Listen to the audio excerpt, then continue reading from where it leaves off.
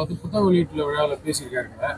ஒரு அதை வந்து அது திமுகவுடைய அவர் பிரதிபலிப்பு மாதிரி தெரியுதா? நீங்க அதை எப்படி என்ன நேற்று எதுனா ரஜினிகாந்த் அவர்கள் அமைச்சர்கள் கலைஞர் வச்சு ஸ்டாலின் ரொம்ப கஷ்டப்படுறாருன்ற மாதிரி ரஜினிகாந்த் கண்ணுக்குள்ளே வரல விட்டு அதே மாதிரிதாங்க. மூத்த நடிகர்கள் எல்லாம் வயசாகி போய் பல் உழுந்து போய் தாடி வளர்த்து சாக நிலைகள்லாம் நடிக்கிறதுனால இளைஞர்களுக்கு வாய்ப்பு இல்லாம இருக்கா சொல்றதுக்கான விவகாரத்துல வந்து மத்திய அரசு சொல்றது எவருக்கு ஈஸி. ரஜினி வந்து கலைஞர் அரங்கில் வந்து புத்தக வெளியீட்டு விழாவில் பேசியிருக்காருங்க. அதை வந்து அது திமுகவுடைய அவர் பிரதிபலிப்பு மாதிரி தெரியுதா? நீங்க அதை எப்படி என்ன நேற்று எதுனா ரஜினிகாந்த் அவர்கள் அமைச்சர்கள் கலைஞர் வச்சு ஸ்டாலின் ரொம்ப கஷ்டப்படுறாருன்ற மாதிரி ரஜினிகாந்த் கண்ணுக்குள்ளே வரல விட்டு அதே மாதிரிதாங்க. மூத்த நடிகர்கள் எல்லாம் வயசாகி போய் பல் உழுந்து போய் தாடி வளர்த்து சாக நிலைகள்லாம் நடிக்கிறதுனால இளைஞர்களுக்கு வாய்ப்பு இல்லாம இருக்கா சொல்றதுக்கான விவகாரத்துல வந்து மத்திய அரசு சொல்றது எவருக்கு ஈஸி.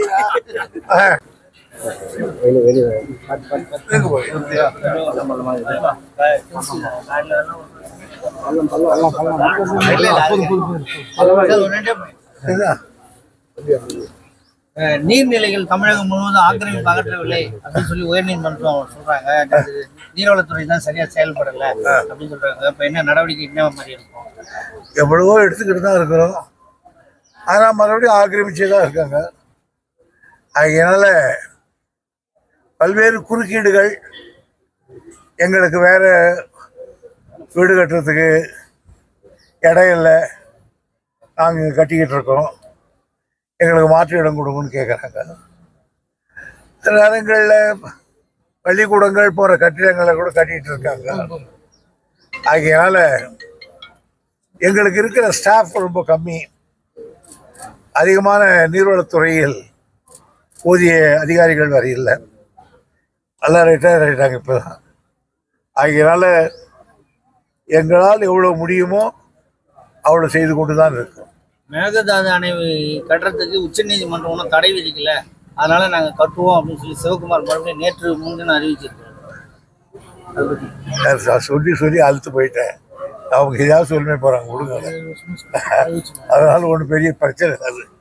அவங்க பாலிட்டிக்ஸுக்காக பேசிக்கிட்டு இருக்காங்க. நான் அதை பற்றி அதிகமாக பேச விரும்பலை. நந்தன் கால்வாய் திட்டம் இன்னும் முழுமையை பெற வரல அப்படின்றாங்க. நீங்கள் சொல்லியிருந்தீங்க சீக்கிரம் இந்த வருஷம் முழுமை பெறும். தனி கவனம் செலுத்தப்பட்டிருக்கிறது. நிறைவான நிதி ஒதுக்கீடுக்கு ஏற்பாடு செய்யும். தேவகவுடா சொல்றாரு தமிழகமும் கர்நாடகம் பேச்சுவார்த்தை மூலம் விரைவில் தீர்வு காணுவோம் அப்படின்னு சொல்றாங்க. ஆதியிலிருந்தே நமக்கு நல்ல எண்ணம் இல்லாதவர் அவர். நமக்கு காவேரி பிரச்சனை இல்லை. எனக்கு அவரை பற்றி நல்லா தெரியும். அவர் பிரதமராக இருக்கும்போதே என் பேச்சுவார்த்தையில் நான் அவரோட கலந்துக்கிட்டு இருக்கேன். அதனால தமிழகத்தின் பால் நல்ல எண்ணமே இல்லாதவர்.